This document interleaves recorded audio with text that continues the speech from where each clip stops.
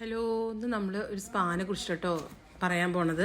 ഈ സ്പാനെ കുറിച്ചിട്ട് ഞാൻ അതിന് മുന്നൊരു ഇത് ചെയ്തിട്ടുണ്ട്. പക്ഷേ കുട്ടികൾ പലരും ഭയങ്കര ഡൗട്ടാണ് സ്പാനെ കുറിച്ചിട്ട്. അപ്പോൾ അതിൻ്റെ ബെനിഫിറ്റ്സ് എന്താണെന്നാണ് എല്ലാവർക്കും അറിയേണ്ടത്. ട്രീറ്റ്മെൻറ്റ് സ്പാ ആണോ നോർമൽ സ്പാ ആണോ നല്ലത്, എന്തിനാ അതൊക്കെ ചെയ്യണത് എന്നൊക്കെ ഉള്ളതാണ്.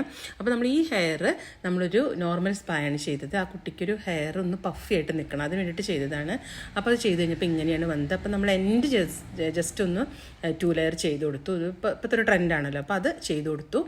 പിന്നെ കണ്ടോ നല്ല സ്മൂത്ത് ഉണ്ട് ആ ഹെയർ. മറ്റേ ഹെയർ വാഷ് ചെയ്ത ഹെയറാണ്, പക്ഷേ വാഷ് ചെയ്തിട്ടില്ലെങ്കിലും ആ കുട്ടിയുടെ ഹെയർ അങ്ങനെയാണ് നിൽക്കുക, അങ്ങനെ ഒട്ടി നിൽക്കുന്ന ഒരു ഹെയറാണ്.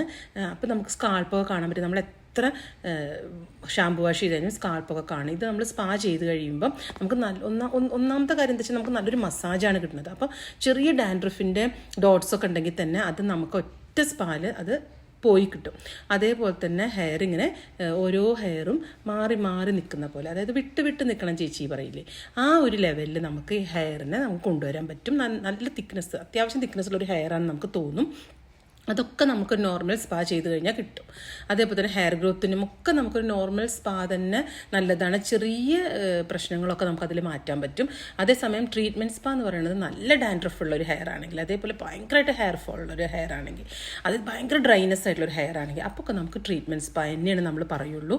അപ്പോൾ അതിൻ്റെ പ്രൊസീജിയർ എന്ന് പറയുന്നത് നോർമൽ സ്പാനെക്കാട്ടിലും കുറച്ചും കൂടി വ്യത്യാസം ഉണ്ടായിരിക്കും. കാരണം നോർമൽ സ്പായിൽ നമ്മൾ കൂടുതലായിട്ടും ഞാൻ ഹീറ്റൊന്നും ചെയ്യാറില്ല. അതേ സമയത്ത് ട്രീറ്റ്മെൻറ്റ് സ്പാ വരുമ്പോൾ നമുക്ക് എന്താണോ ആവശ്യം അതിനനുസരിച്ചിട്ടുള്ള മാറ്റങ്ങൾ നമ്മളതിൽ വരുത്താറുണ്ട്. സ്പാൻ്റെ എന്താ പറയുക, മസാജിങ്ങിലാണെങ്കിലും അതേപോലെ തന്നെ ഹീറ്റിങ്ങിലാണെങ്കിലും ഒക്കെ നമ്മളതിൻ്റെ ചേഞ്ചസ് വരുത്താറുണ്ട്. അപ്പോൾ ഞാൻ സ്പാനെ കുറിച്ചിട്ട് ഇനിയും കൂടുതൽ വീഡിയോസ് ചെയ്യുന്നതും കാര്യങ്ങളൊക്കെ ഞാൻ ഇനി ഇതിൽ അപ്ലോഡ് ചെയ്യണതായിരിക്കും.